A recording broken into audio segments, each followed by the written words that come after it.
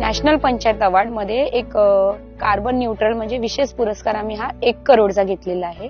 तर त्याचा सगळा श्रेय ज्यांनी ज्यांनी विरोध केला मी त्यांना श्रेय देणार. 2025 साली राष्ट्रीय पंचायत पुरस्कार मिळवणाऱ्या सरपंच योगेश्वरी चौधरी त्या गोंदिया जिल्ह्यातल्या डव्वा गावच्या सरपंच आहेत. त्यांच्या गावाला कार्बन न्यूट्रल गाव या विभागात पहिला पुरस्कार मिळाला. नूतनक्षम ऊर्जेचा वापर करत शून्य कार्बन उत्सर्जन करणाऱ्या गावांमध्ये त्यांचं गाव अव्वल ठरलं. पण या पुरस्कारापर्यंत त्यांचा प्रवास सोपा नव्हता. गावच्या राजकारणात 2023 साली उतरताच त्यांचं चारित्र्य हनन सुरू झालं. ओबीसी महिला म्हणून आरक्षण होता आणि त्या याच्यातून मी इथून सरपंच बनले. आणि ती जी वेळ असते एखादी पुरुष येणे, चेंगराचेंगरी करणे, सरपंचाला महिला सरपंचाला त्रास देणे, त्याच्यातही विधवा सरपंच असली तिला इतर सरपंचापेक्षा मला वाटते 100% जास्त विरोध होते आणि तो झालाय. त्यावेळी माझी मानसिकता थोडी छिन्न-भिन्न झालेली होती. नाव झालेलं आपल्या गावाचं नाव झालेलं आहे. तर त्याचा सगळा श्रेय ज्यांनी ज्यांनी विरोध केला मी त्यांना श्रेय देणार. योगेश्वरी चौधरी यांच्या पतीचं 2017 साली निधन झालं होतं. एकल महिला असल्यानं सरपंच झाल्यावर त्यांना गावातल्या पुरुषी मानसिकतेचा त्रास झाला. हा विरोध पत्करून त्यांनी 2.5 वर्षात गावाला राष्ट्रीय पातळीवर पोहोचवलं. पण गाव कार्बन न्यूट्रल होण्यासाठी त्यांनी नेमकं काय केलं? सर्वात पहिलं म्हणजे त्यांनी गावातलं प्रदूषण कमी केलं. मेन म्हणजे हा जो गाव आहे नागपूर गोंदिया हायवे रोडवर आहे आणि त्याच्यामुळे इथे प्रदूषणाचा हा खूप मोठा प्रश्न ह्या गावात होता. प्रदूषण कमी करण्यासाठी आम्ही वृक्षारोपण जास्तीत जास्त लावला. झाडं लावताना आम्ही सगळा मेन फोकस बांबूवर केलाय. कार्बन शोषून घेतो वातावरणातला आणि शुद्ध हवा देण्याचा प्रयत्न करतो. त्याच्यामुळे प्रदूषण कमी व्हायला आम्हाला मदत झाली. आपल्या इकडे धान हा पीक घेतला जातो. त्याच्यातला जो तणस निघते त्या तणसला काय करतात शेतकरी जाळून घेतात आणि जाळल्यामुळे प्रदूषणाचं प्रमाण वाढते.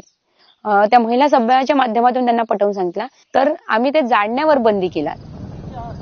गावामध्ये जसा तलाव आहे, टाकी आहे, नाले आहेत तर तिथे मूर्ती विसर्जन करायचे. ची परिस्थिती जी आहे ती 100% गावामध्ये मूर्ती विसर्जन केले जात नाही. दुसरं म्हणजे त्यांनी सौर ऊर्जेसारख्या नूतनक्षम स्रोतांचा वापर केला. नाव सगळ्यांनी ऐकलं सोलर, परंतु त्याचा खरंच आपल्याला फायदा होते का हा कुठेतरी त्यांना त्याच्यापासून ते दूर होते. तर आम्ही आमच्या ग्रामपंचायत मधून 15 वित्तकमध्ये 5% जी निधी असते ग्रामपंचायतची सामान्य फंड मधून त्याच्यातून आम्ही 80 लोकांना सोलर किट वाटप केला. अर्ध्यापेक्षा जास्त लोकांनी सोलर पंप लावलेला आहे आणि ते सोलर पंपाच्या माध्यमातून शेती करत आहेत. 0 बिल त्यांचा असतो आणि शासकीय इमारत आपल्याकडे एकूण 20 आहेत.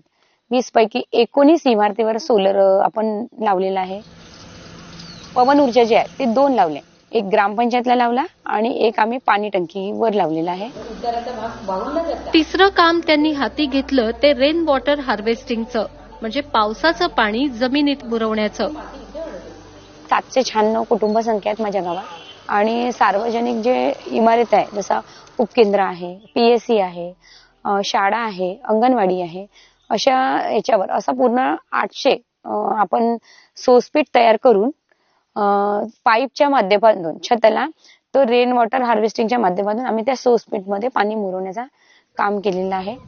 तलावाचा जो एक्स्ट्रा पाणी असते तो जमिनीत मुरवण्याचं आम्ही काम केलेलं आहे आणि बाकीचा पाणी हा तलावात राहील आणि एक्स्ट्रा वाहून न जाता तलावाच्या बाहेर न निघता तो जमिनीत मुरेल. आणि चौथं काम म्हणजे घनकचरा व्यवस्थापन काटेकोरपणे करणं.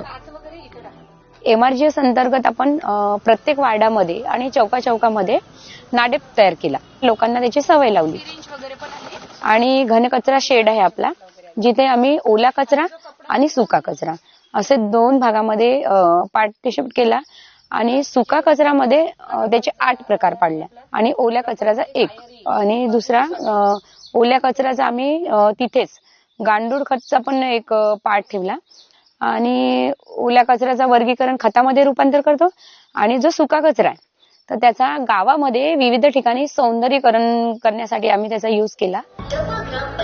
डव्वा ग्रामपंचायतीला त्यांच्या 2.5 वर्षांच्या कार्यकाळात अनेक पुरस्कार मिळालेत.